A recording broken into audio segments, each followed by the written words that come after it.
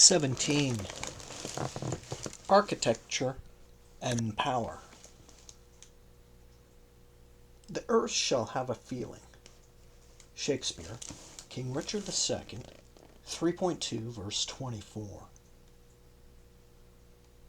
Architecture is the poetry of power. In modern, despotic societies, when the aesthetics of politics and the mise-en-scene of marches and meetings becomes an inexorable part of the calculus of power, this strange synergy of politics and architecture is even more pronounced. Two buildings, one private, and the place of his residence, the other public and the symbol of his era, capture the complexities of the Shah's character and the nature of his power in the last 2 decades of his rule. Architecture has always been part of the lexicon of power in Iran. Kings and clerics used monuments to symbolize, legitimize, or consolidate their political or spiritual power. In pre-Islamic Persia, the palaces of Persepolis, and no less than Takikazra, the tallest freestanding arch in the world, were designed for the purpose of impressing and intimidating friends and foes, subjects and enemies. With the 7th century Arab invasion and the advent of Islam, not only did Iran as a unified power begin to dwindle, but the erstwhile imperial grandeur was overshadowed by a new austere aesthetic sensibility of Islam.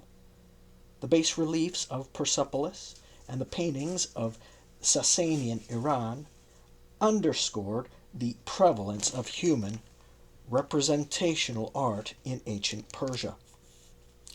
In the Islamic aesthetic regimen, however, with its ban on making an image or statue of a human, such creation Islam believes is an usurpation of God's monopoly on creation.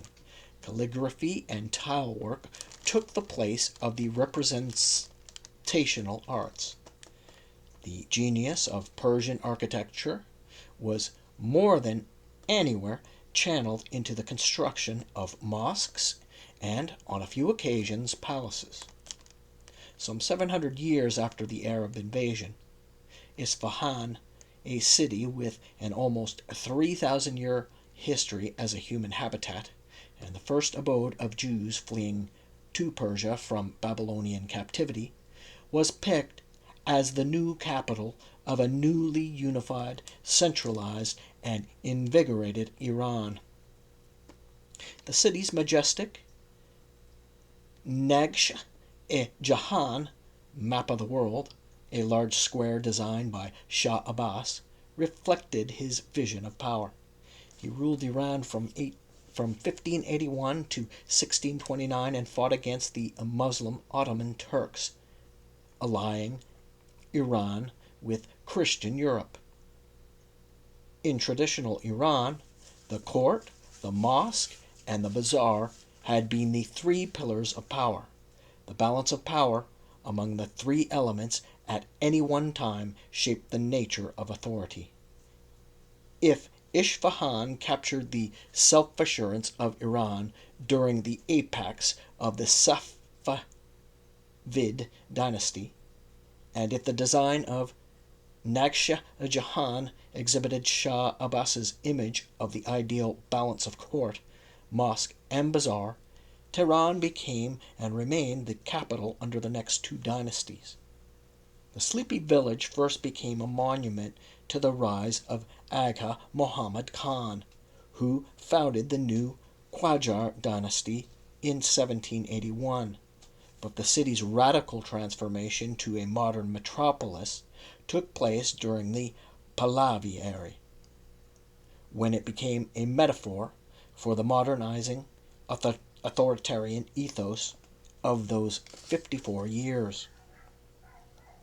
As a human habitat, Tehran and its environs are said to be 8,000 years old. Until it became a capital some 200 years ago, it was a half derelict village caught between marauding tribes.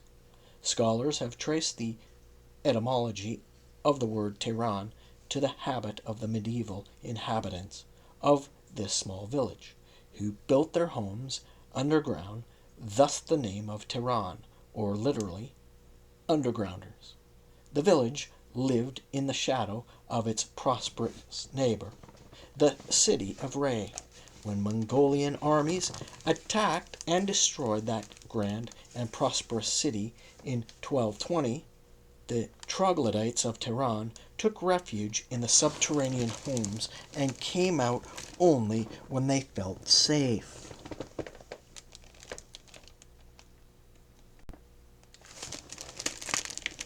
During the reign of the Qajar dynasty, new buildings and palaces were constructed in and around Tehran.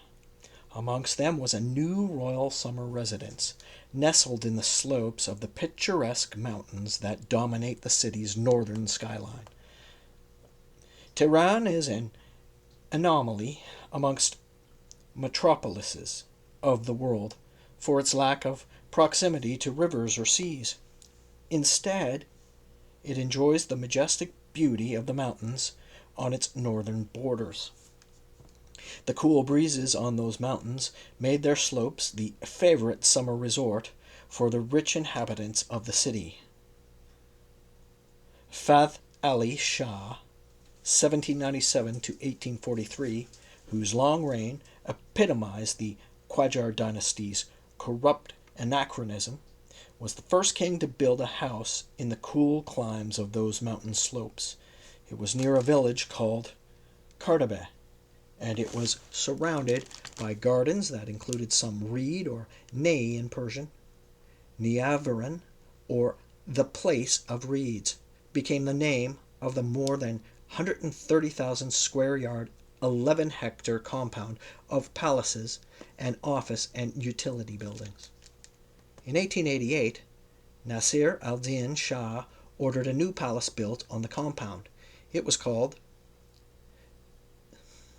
Sahib Granier, a derivative of Sahib Garan, possessor of good grace, one of a long litany of the Qajar's king's grandiose royal titles.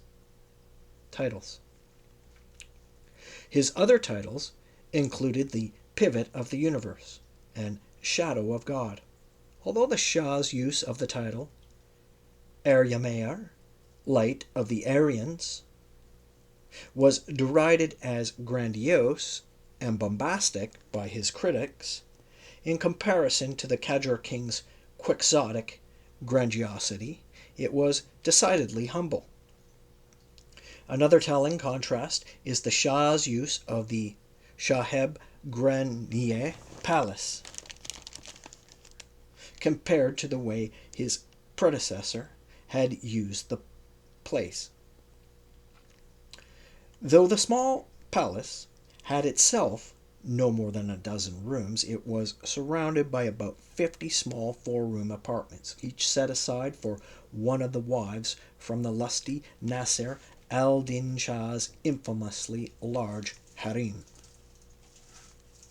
During the early years of the Pahlavi era, the palaces in the Niavaran complex were left unused, becoming all but derelict.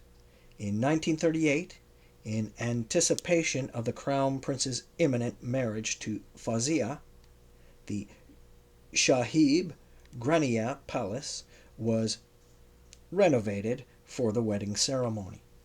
But eventually the ceremonies were held at the Golistan Palace, and Sahib Granier was once again left to the ravages of time. By the late 1950s, as the number of foreign dignitaries visited Iran increased, the government decided it needed a new guest house. The Niavaran complex was chosen as the site, and Aziz Farman Farmayan was picked to design the building.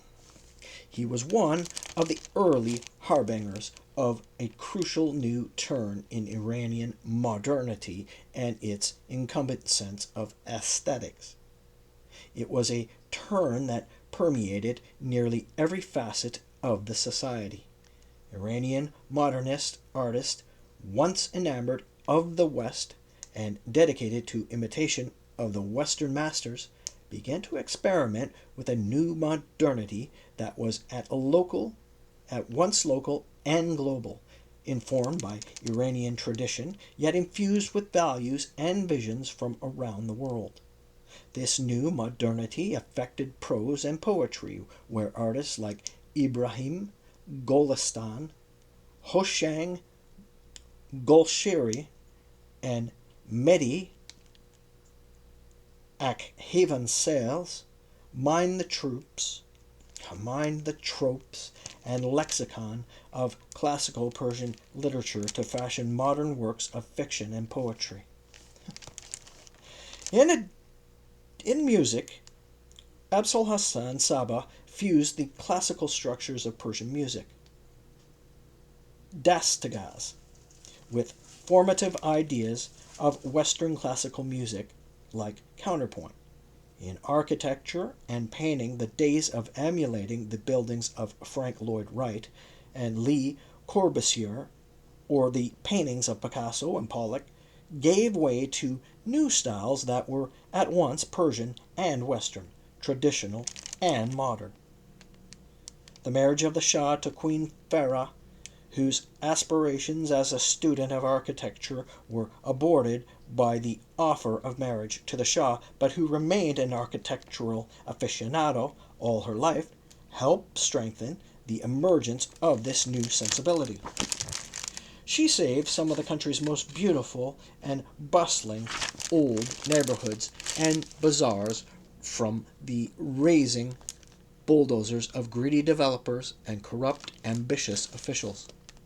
Her one big failure was her inability to save the old neighborhoods round the shrine of the 8th Imam of Shi'ism, located in the city of Mashhad. In that case, the Shah was convinced by the arguments of the advocates of urban renewal. Some have argued that the decision to raise the traditional markets and neighborhoods around the shrine was intended as a challenge to the power of the clergy, whose stronghold included just such bazaars. The Queen also helped renovate several beautifully ornate classical buildings and had previously been left derelict. An example was her decision to hire Italian experts to wash off the thin layer of plaster that had been used by prudish men of power in the Qajar period to cover the erotica drawn on the walls and ceilings of Shah Abbas's bedroom at Aligapu, his palace in Isfahan. Shortly after February 1979, with the victory of the Islamic Revolution, a new form of pious prudery led to the decision to once again cover the erotic fresco with a white layer of plaster. Even the design of buildings set aside for tourists reflected this new modern sensibility. The Tehran Hilton, the first foreign luxury hotel in Tehran, was yet another replica of the homogenized designs of the familiar Western hotel, long rows of rooms placed in a placid linear grid. On the other hand, the Shah Abbas Hotel in Isfahan, built just a few years later, modified the traditional Persian designs for a caravanserai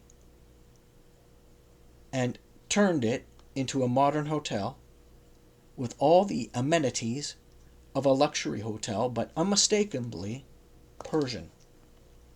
At the Queen's insistence, the same sensibility shaped the design of the new Nayavaran Palace.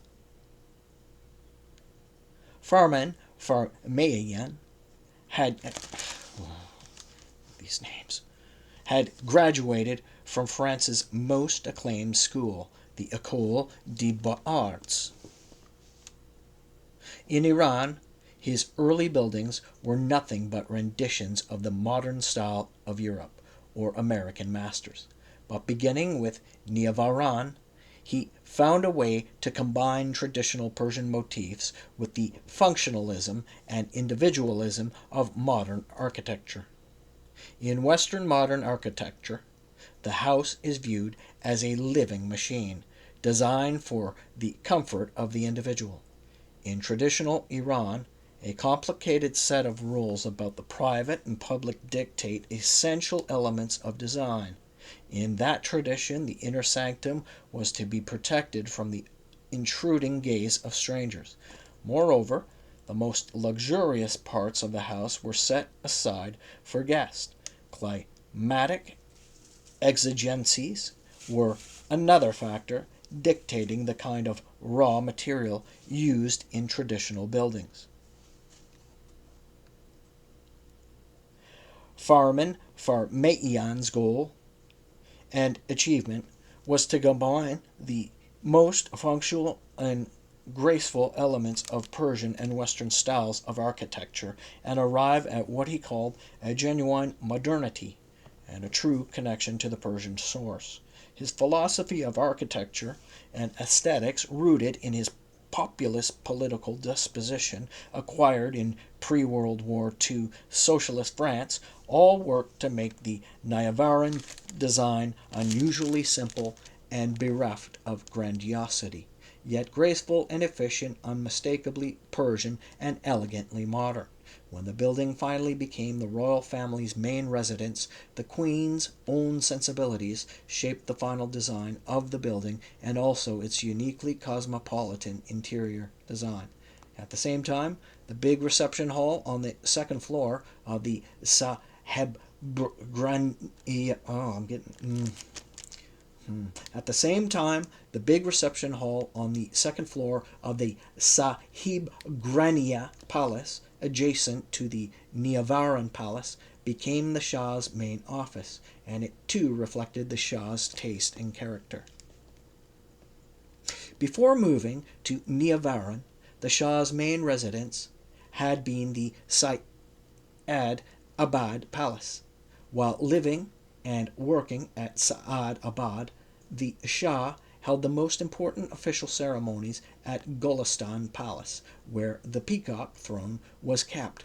By the late 1960s, as the city expanded more and more into the cooler northern climes of the slopes of the mountains, and the upper and middle classes moved to those slopes, the increasingly congested and soot-covered southern parts of the city and the bazaar were left to the traditional and poor classes. Tehran became the oil El Dorado. Millions converged on the city, creating shanty towns and poorer neighborhoods, virtually all located in the southern part of the city. As events in June 5, 1963 had shown, the combination of poverty, religious fervor, and rising expectations, along with the regime's inattention to the urgent task of socializing new urbanites in the rules of urban living, turned these areas into a political powder keg. By then, the Golestan Palace, near the heart of the bazaar, was hard for the Shah to reach and even harder for his security detail to protect. In the Shah's last years, it was rarely used. In contrast to the Golestan, Saad Abad sat on the slopes of Tauchol Mountain, overlooking Tehran. The compound, with 18 palaces and 8 ornate and graceful gates, had been built by Reza Shah on a property covering a 1.1 million square meters of wooded land. A river flowed through it. Reza Shah had bought the property for 400,000 tumen from a Qajar prince, a small fortune at the time, equal to about $200,000. He ultimately built 18 palaces for himself, his wives, his children, and his brothers and sisters and their children. In the last years of the Shah's rule, one of the buildings was also set aside for the use of Farideh Diba, the Queen's mother. A couple of the palaces in the compound were sold by the Shah's sisters to the government, one for the use of as the administrative headquarters of the court ministry, the other as the official residence of the court minister. There were allegations that the uh, government of Havadia paid an exaggerated price for those palaces to placate some of the Shah siblings and turn them into his allies. For years, the Shah's residence in Sa'ad Abad was called the White House. It was there, in a separate room on the second floor, that he had set up his elaborate miniature electrical trains with locomotives, cargo and passenger cars, stations, trees, and houses near the track. In the late 1950s, in defense to Soraya's passion for bowling, the Shah had also ordered a bowling alley built in the basement of the White House. The 18 buildings of the Sa'ad Abad reflected Reza Shah's taste, simple in design, Persian in motif, and green in their surroundings. But the time the Shah moved to Niavaran, over 400 people worked in the old palace compound. Moving to Niavaran physically separated the Shah from the rest of his family, but the ritual of spending virtually every night with them continued. The Shah's two previous wives, Fawzia, accustomed to the storied opulence of Egyptian royalty, and Soraya, who craved and emulated the lavish living of the international jet set, complained about the paucity of space and the inelegance of Sa'ad Abad, as well as that of the Marble Palace, where the Shah lived soon after his return from Switzerland. Oh, isn't that too... Soraya thought the palace had a detestable atmosphere, with ill-sorted furniture and kitchens that were ancient. She lamented the lack of Parisian decoration, and in her own words, like Snow White in the cottage of the seven dwarfs, she tried to remake it into a more livable and more European home. Now Queen Farah was keen on making Niavaran in her own image. As it turned out, the palace also became a perfect metaphor for the Shah's paradigm of westernized modernization. The marble and Gulistan palaces had the virtues and the weaknesses of traditional Persian architecture, and they both reflected Reza Shah's naturalism.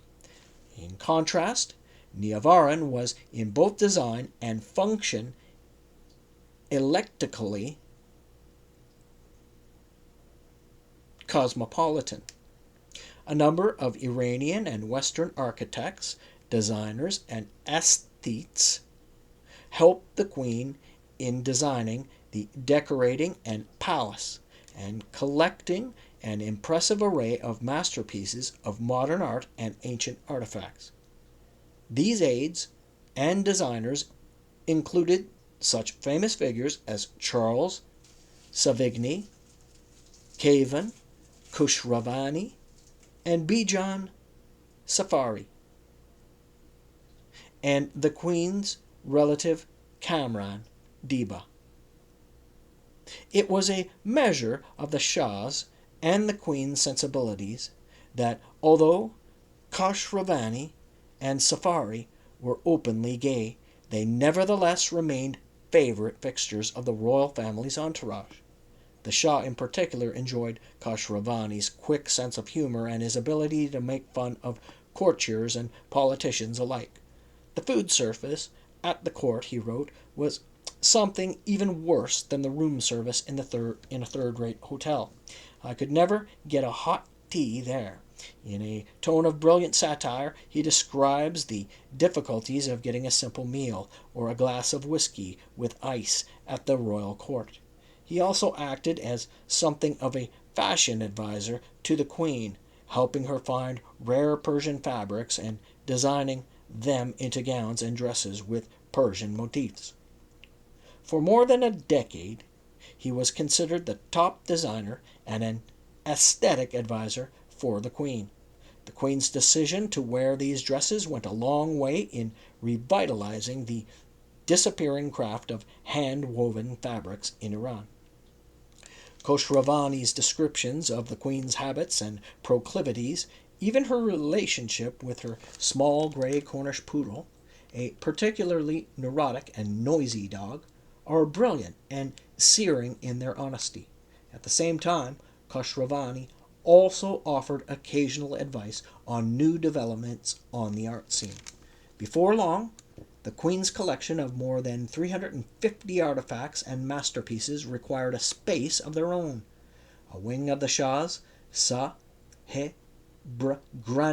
Palace was turned into a private Jahan Nama. I'm sorry if I don't slow it down and read it that well. It'll just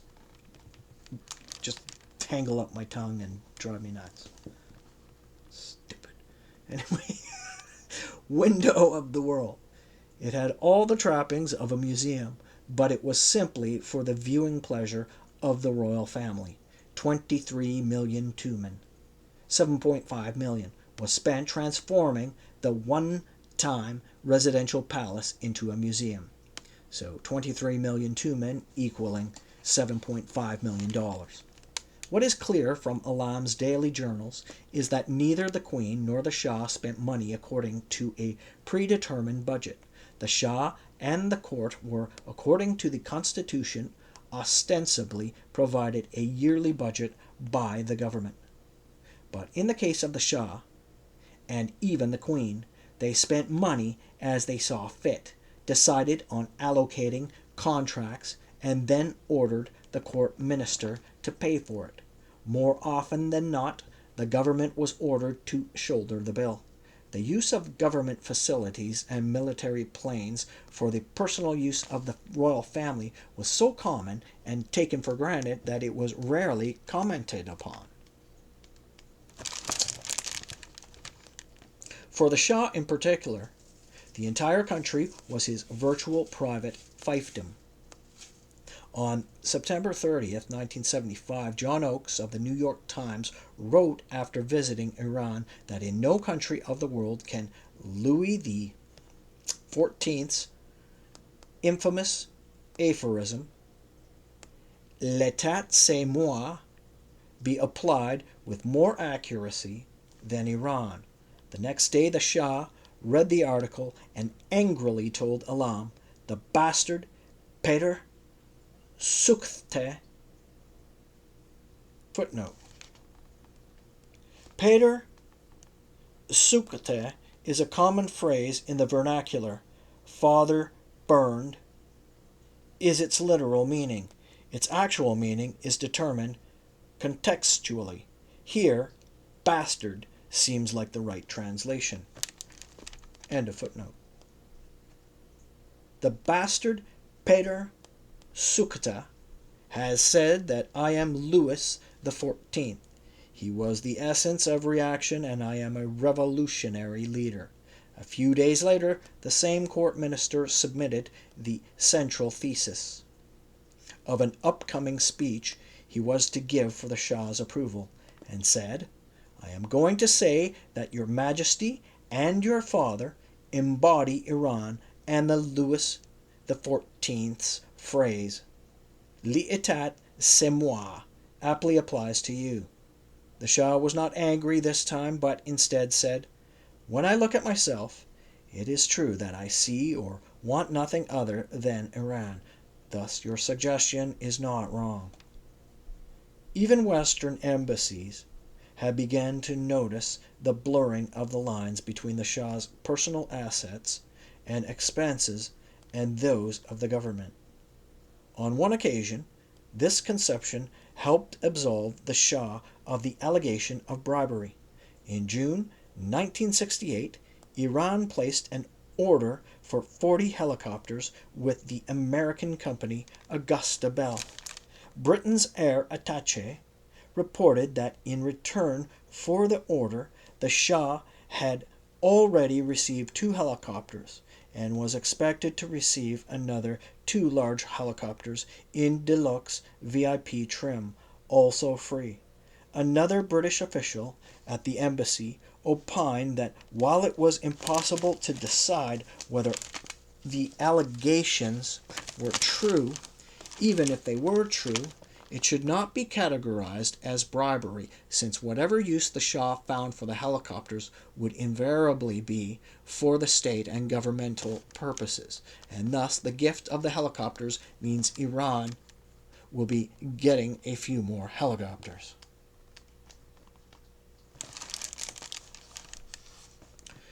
With an apparently infinite supply of money at her disposal, the Queen began to buy art, and before long her art collection included, among other things, 5 Picassos, 4 Braques, a Gauguin, and a Chagall.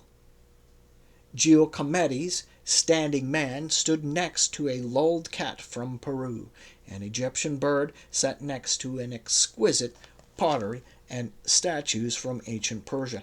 Masters of abstract expressionism were also amply represented, testifying to the Queen's wide-ranging aesthetic sensibilities. Tehran became a mecca for art dealers and big-name American and European architects, who converged on the city to sell a design or an artifact and claim a share of the oil revenue.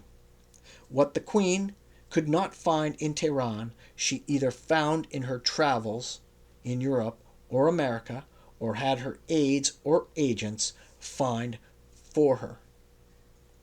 Some of the regime's opponents at the time criticized these purchases as extravagant.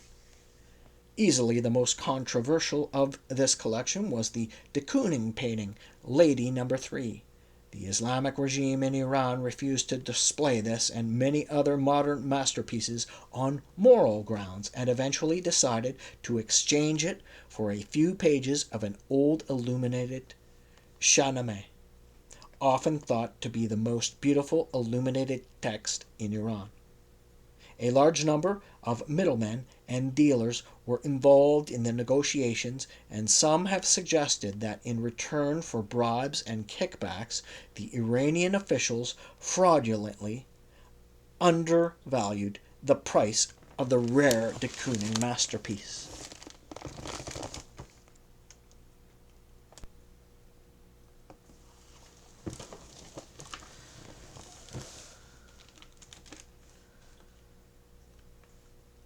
The Queen's eclectic taste was evident not just in the collection, but even more in the interior of the palace. The prevalence of French motifs made the atmosphere equally comfortable for the Shah, who was, in his cultural taste, a dedicated Francophile. French was, after all, the language the Shah and the Queen preferred to use when conversing with the Crown Prince.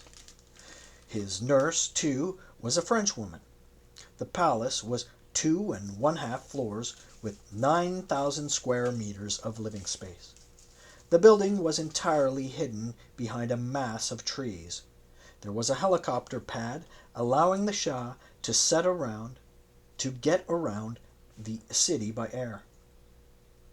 In the 1970s, congestion and the fear of terrorism made travel by car almost impossible for the Shah. When using the helicopter, he often looked over the controls. There was also a large reflective pool and a carefully manicured landscape that separated the Nevarin Palace from the Shah's office. Though the distance was short, the Shah occasionally drove one of his many fast cars from home to office, but more often he simply walked. His love of speed, a constant passion of his life, was now an option available only when he was on vacation in places where security was not in use. Nevarin Palace's interior appointments were at once Iranian and European. The tile and mirrorwork, as well as the elaborate decorative plaster, were the creation of some of the most acclaimed Iranian masters. Names like Master Abdollah and Master Kazempour. A few years earlier, such masters would have had no role in a modern building in Tehran, but in a city where the Shah and the Queen set the fashion for much of the elite, having traditional appointments in new buildings soon became a fad. The entrance hall to Niavaran was a palatial grand salon with a gallery of rooms above it. In the words of Architectural Digest, which featured the Niavaran Palace in an issue in 1977, it was an Eastern version of the Roman atrium. The big room was intentionally flavored with paneling that was French in conception, next to tile work and plaster curlicues that were curlicues that were unmistakably Persian. Lighted display case exhibiting Persian paper mache and gold artifacts stood next to masterpieces of French painting and rare French tapestry. On one wall hung a painting of Marie Laurencin. Marie Laurencin. Okay. While next to the fireplace, Laurencin. Laurencin. I guess that's, yeah. While next to the fireplace was a small work by Utrillo.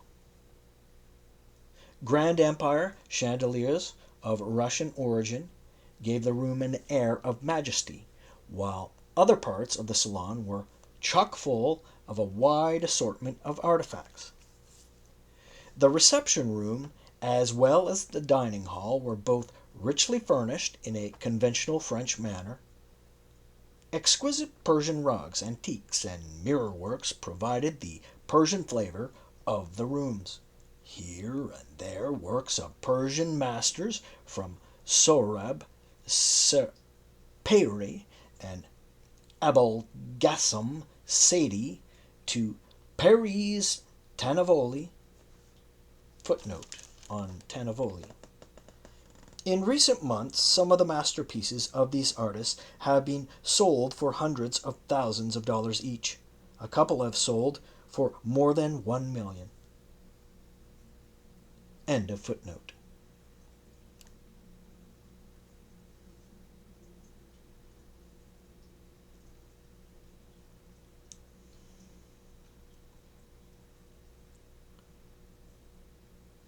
Were also displayed on the walls. Between the public part of the palace and the private residence where the Shah and the Queen had their bedrooms was a small private cinema with a green rug, a sculpture by Parviz Tanavoli, and a painting by Abul Gassam Sadi. Watching a film after dinner was by then a permanent part of the Shah's nightly program. He preferred light comedies. French comedians were amongst his favorites, and preferred Hollywood productions over somber and serious art films. Sometimes controversial films that had befuddled the censors and were deemed important were sent to the court for the Shah and the Queen's final verdict. Occasionally, the Queen tried to get the Shah to watch more serious films, particularly those made by Persian directors. One such film was Dariush Merjoy's Deryeramina. Makes me want to scream. An unsparing look at the profitable traffic in the blood of Tehran's poor and addicted masses. It's touching upon the addiction thing. The film had become controversial because Dr. Menouchkar Egbal, an one-time prime minister and the perennial head of Iran's medical association, wanted the film banned because it offered a negative image of medicine in Iran. That name, spelt Manouch, Manouk, Ehr, Manoukar. Okay? Egbal. The Queen insisted that the Shah should see the film, and finally, on the night when it was brought to the court, halfway through it, the Shah angrily got up and marched out of the screening, arguing that these so-called intellectuals were only happy when they looked at the dark side of life. On another occasion, talking about a film that had been produced by the Organization for the Intellectual Development of Children, headed by Lily Amar Arjumand, a close friend of the Queen, the Shah again dismissed the film, saying, "What the hell is a lyric film? What does it have for an ill-intentioned man to make a film?" The organization had become one of the most successful yet controversial institutions in the last year of the Shah's rule. It had begun the practice of using mobile libraries, affording children of even the most remote villages and towns access to books. The organization also produced films, including the first shorts made by Abbas Kiarostami.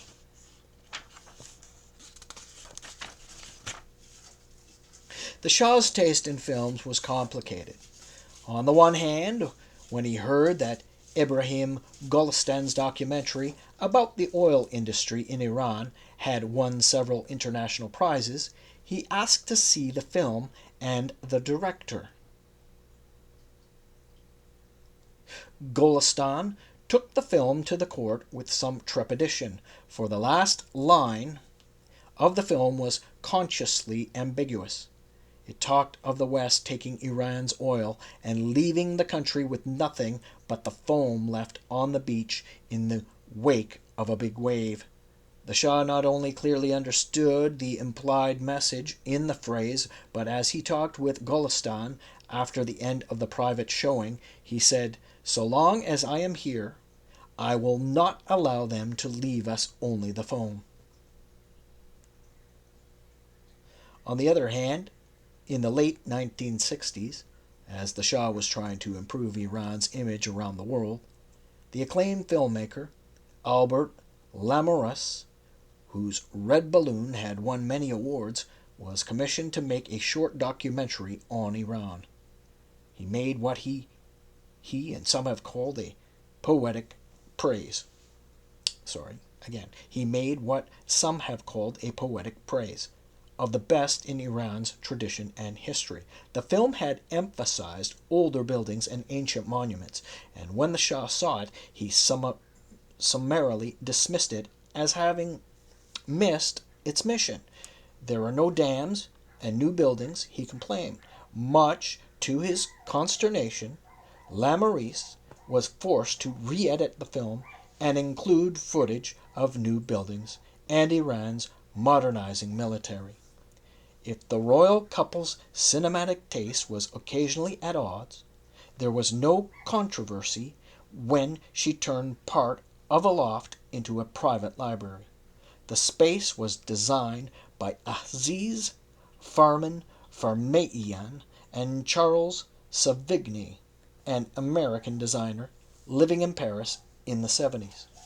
Halfway through the construction of the small space, Alam, then the Minister of Court, complained to the Shah that already 12 million tumen, or that is $1.5 million, had been spent on the library, and nothing is done.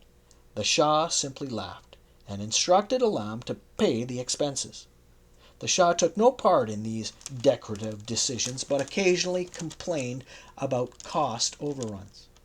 Such complaints were invariably prompted by Alam, who was by then clearly despised by the Queen for his role in arranging the Shah's trysts. Alam retaliated by constantly whispering in the Shah's ear about the cost of these renovations, or about the fact that the contracts were invariably given to relatives and friends of the Queen. The renovation of the royal couple's Swiss ski chalet, Savretta, in fashionable St. Moritz, was, on the orders of the Queen, given to Parviz Bushari, who, again, according to Alam, charged 10 times the fair price, and no one, including the Shah, said anything. When Alam tried to solicit the Shah's support in questioning the estimated price, the Shah ordered his court minister to just sign it. On more than one occasion, Alam complained to the Shah about the lady Her Majesty has picked to help decorate Niavran, Saad Abad, and Naushahar on the Caspian.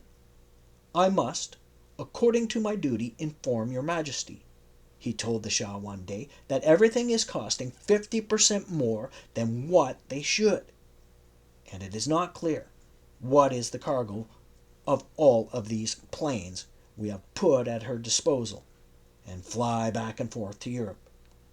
Again, the Shah simply smiled, ordered Alam to keep quiet and pay the bill, and said, "You know, I have to live a little too." Alam clearly understood the Shah's implied message. Her Majesty must be allowed to do anything the Queen wants, and her entourage engage in any shitty work, so the Shah hears less grumbling. Here, then, was the political price the Shah was paying for his philandering. More importantly, stories and rumors about these allegations of corruption were fast becoming a potent political issue. Numerous reports from the British and American embassies in late 1978 make it clear that the issue of corruption was one of the chief grievances of the opposition. In an October 5, 1978 report, the British Embassy wrote about claims based on information from someone in a position to know and whose information is invariably reliable, that during the recent period of crisis, Princess Shams and Ashraf and their families moved about $1.8 billion out of Iran. This amount is almost exactly the amount which the Swiss banking representatives here reckoned surfaced during the period in foreign money havens. By the time the Shah decided to make a public pronouncement on his family's activities, it was far too little, far too late. In 1975, as the Queen was creating her library, the regime seemed in complete command of the situation, and as reports from the American and British embassies clearly testify, they all believed the regime safe and secure for the foreseeable future. The cost of the Queen's library was small change compared to the government's multi-billion-dollar annual oil revenue. When it was finally finished, the library had more than 23,000 books, and included old and new Persian and Western text. The oldest manuscript was a French book published in 1609. In the 1977 Architectural Digest essay about the palace, there is a photo of the library that shows a Paul Jenkins painting sitting on an easel. On the wall of the library hangs a large assortment of embroidered benevolent talismans. On the window ledge sits a long array of family pictures. The unusual combination of religious relics and modern paintings, accompanied by an assortment of antiques and Art Deco furniture, captured the Queen's peculiar cosmopolitanisms. The Shah's office in Sahib Grania was a contrast in sense and sensibilities. It was simple in design and dominated by the glitter of the beautiful 19th century mosaic mirrorwork on its walls and rare Persian rugs on its floors. Nasir al-Din Shah had used the palace as a pleasure dome, with its harem spread around its perch of patriarchy. For the sick and weakened Mozaffar al-Din Shah, it was a place of rest. It was in the yard of this palace that, in 1905, he finally signed the fireman that declared Iran a constitutional monarchy. The Shah, on the other hand, who probably worked more in 1 month than his Qajar predecessors did in a year, had turned the hall on the second floor of the building into his office, his desk a handcrafted work of exquisite Persian artistry. Mana Bakkari sat in a corner, always impeccably tidy. On the walls there were no paintings. Their only adornments were two large mirrors and two old swords, a shield with arrows sticking out of it, like rays of the sun, and a bow. On the ceiling and parts of the wall, decorative plaster with beautiful Qajar fresco paintings drawn between elaborate frames of plaster gave the room a 19th century Persian aura. Not long after moving to Niavaran, the Queen began plans to build a new, bigger palace in Farah-Habad, a royal hunting ground near Tehran used by the Shah and the royal family at the time for riding.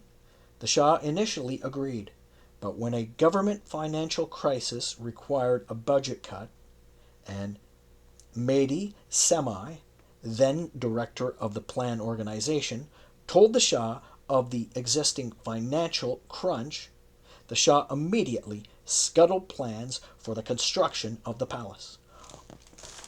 On at least one other occasion, the Shah rejected suggestions to build a palace for the royal family. It was to be in the city of Meshed. "What do we need a palace for?" the Shah asked Alam.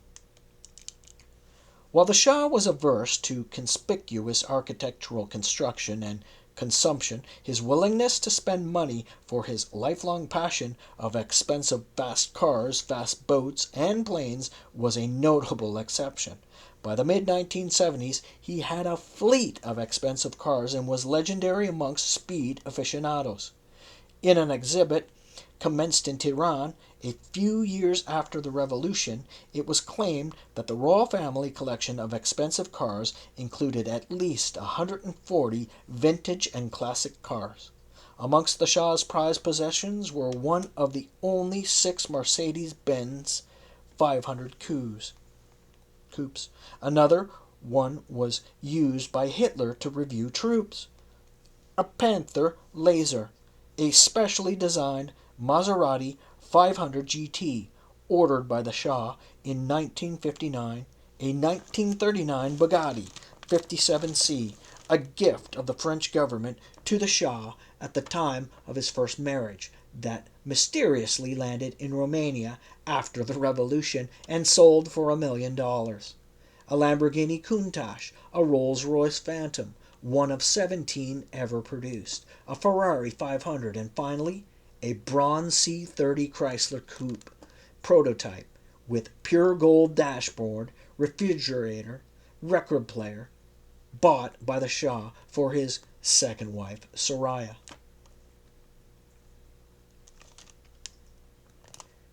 And Niavaran if Niavaran and the design of his office captured the Shah's aesthetic sensibilities about private spaces, the Shayad monument was no less eloquent in articulating his vision of Iran. It heralded a Tehran transformed by changing times and conflicting identities, and creativity bridged the city's tormented past with its triumphant mood about its future.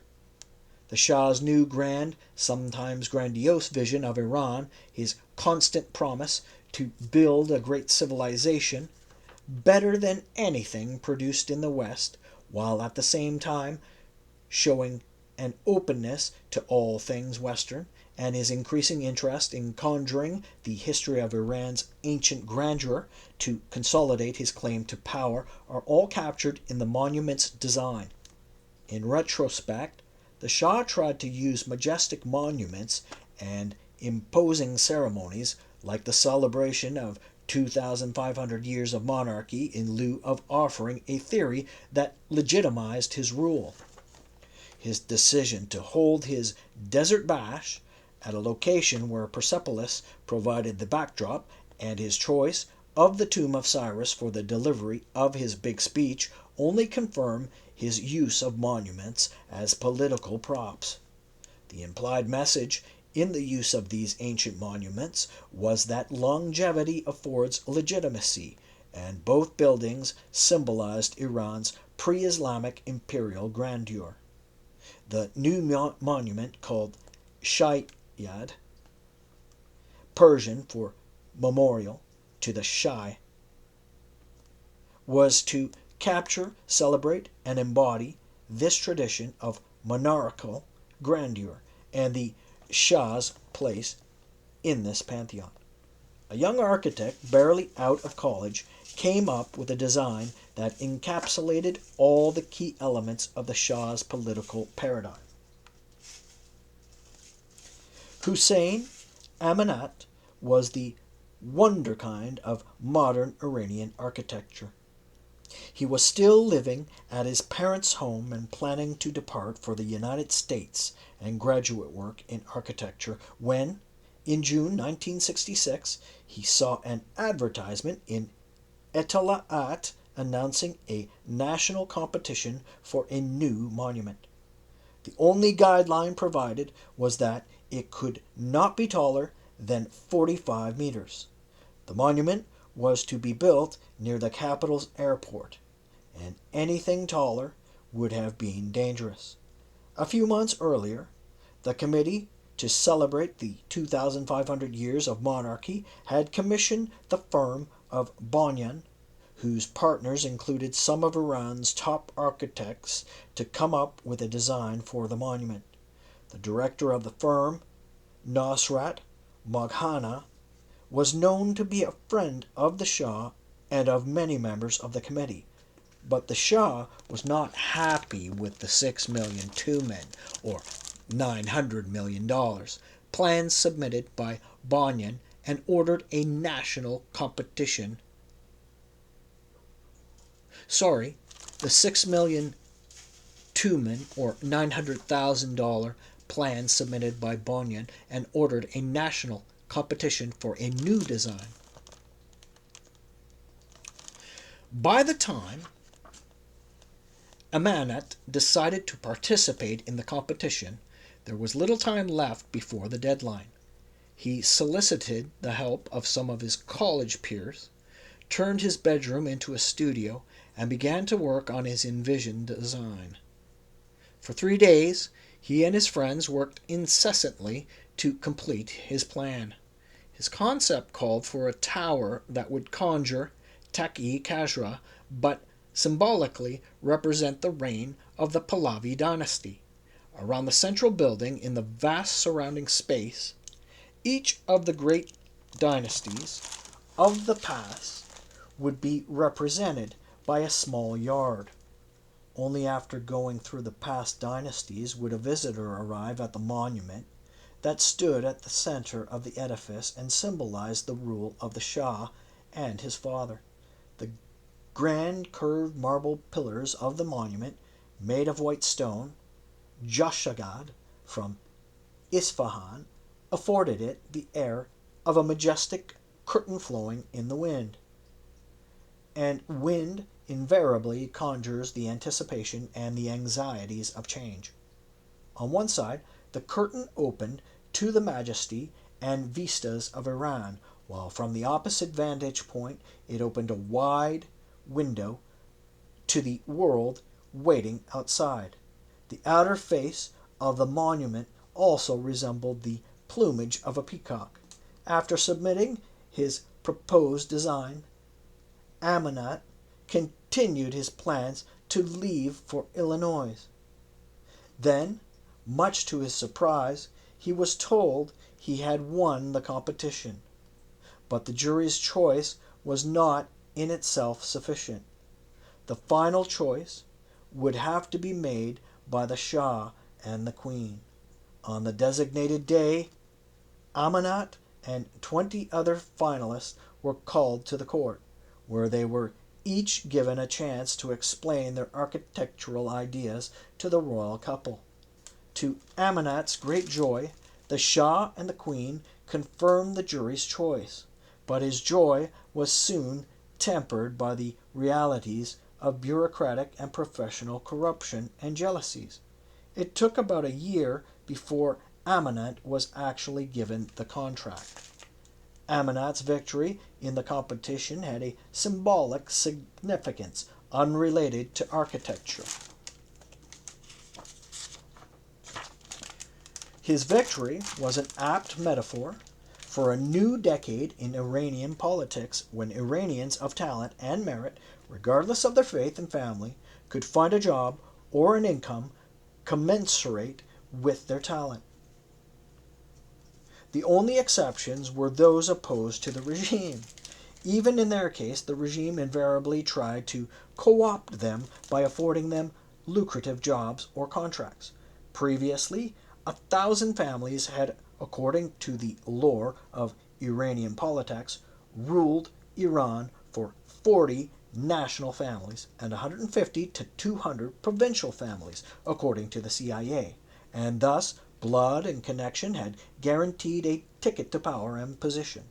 The power of the 40 families did not disappear, but there were now, with the expansion of the economy, more seats at the table of power and economic opportunity, and many more talented men, and slowly and gradually women, could join the table. Let me read that again. The power of the 40 families did not disappear, but there were now, with the expansion of the economy, more seats at the table of power and economic opportunity, and many more talented men, and slowly and gradually women, could join the table. That's not, anyway. More crucially still, in that decade, people of talent and dedication could also rise on the social, political, and economic ladder, even if they were not Muslims. The fact that Amanat was a devout member of the Baha'i faith in no way hampered his victory. The Shah's religious critics, of course, claimed that membership in the faith was, in fact, an added advantage. By 1971,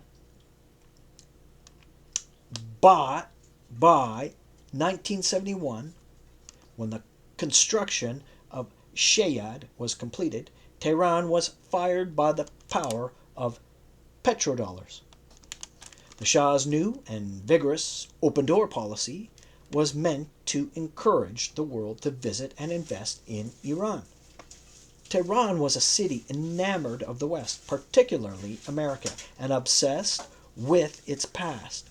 More than 50,000 Americans lived in Tehran alone.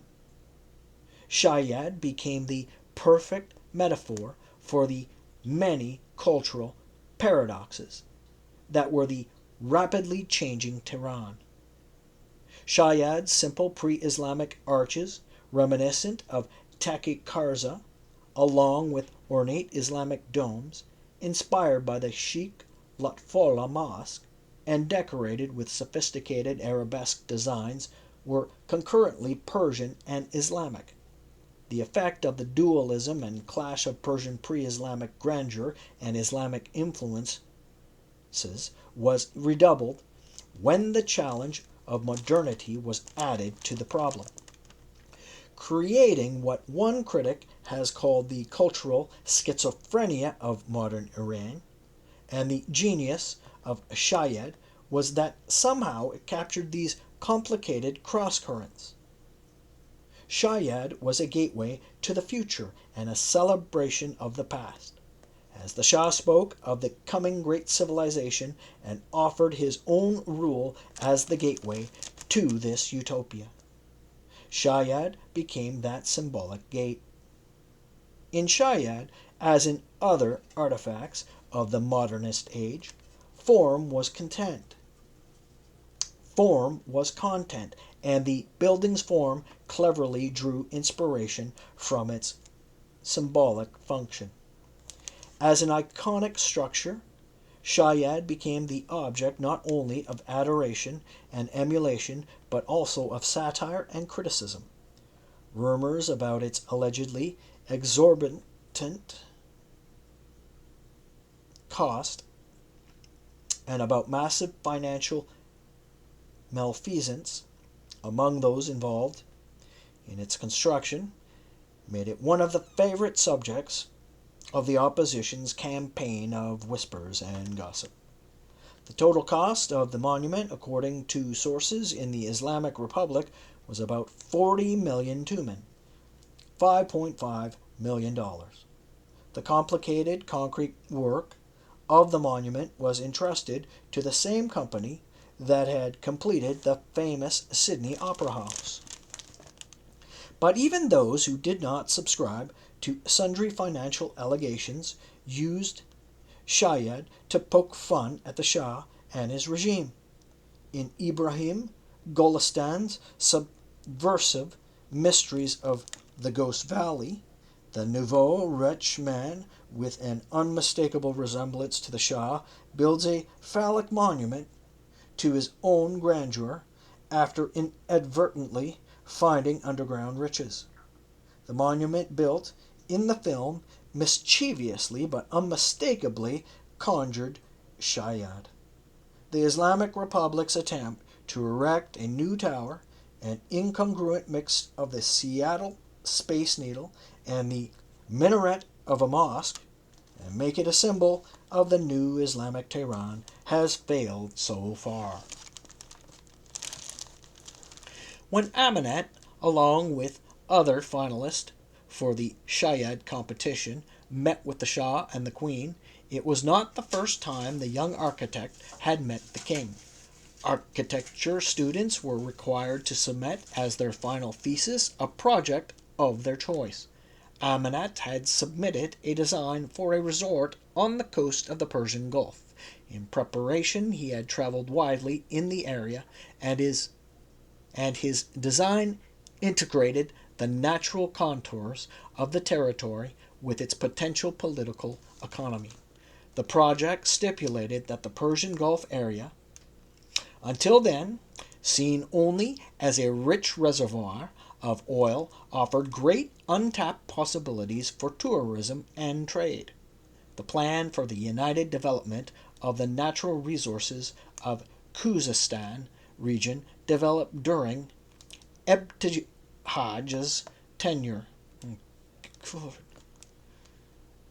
as the director of the plan organization, and modeled after the Tennessee Valley Authority called for the agricultural development of the region after the construction of a major new dam. But the new proposal called for a new attitude towards the region. A jury of faculty chose Amenet's design as the best for the academic year. The Shah, too, on his visit to give prizes to the top graduating students, was keenly interested in both the idea and the design of the resort. The Kish project, nearly finished before the fall of the Shah, was akin to the Amenet proposal.